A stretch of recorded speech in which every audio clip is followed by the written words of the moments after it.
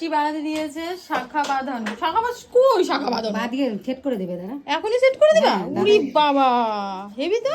দেখি, এই দেখো, এই ডিজাইনটার মাসি বানিয়েছে। এটা এক্ষুনি সেট করে দেবে শাখাতে।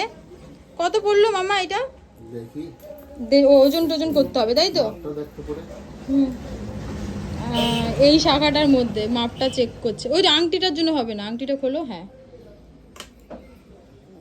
ভালোই লাগে। হবে না মনে হচ্ছে।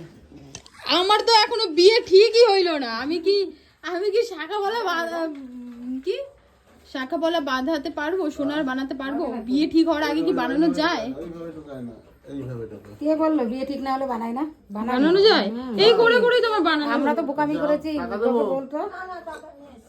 আর আমি এখান থেকে কিন্তু সবকিছু বানাই, সোনার সব জিনিসপত্র এখান থেকে বানাই। আমি নাকেরটা পরবো, তোমাদেরকে দেখাবো। তার আগে দেখি পাই নাকি ধরো যাবে গাইস। সো ফাইনালি আমি নিয়ে নিয়েছি, তোমাদেরকে আমি দেখাই এটাকে ভালো করে। এটা হচ্ছে কি জানো, হিরেন নাগের। গাইস আমি কত তোমাদেরকে দেখাচ্ছি, আসলে কি বিষয়টা করে দিলে তো করতে পারবো না, এর জন্যই আমি দেখাচ্ছি যে এটাই আমার পক্ষে সম্ভব, তাই আমি এটা বানিয়েছি।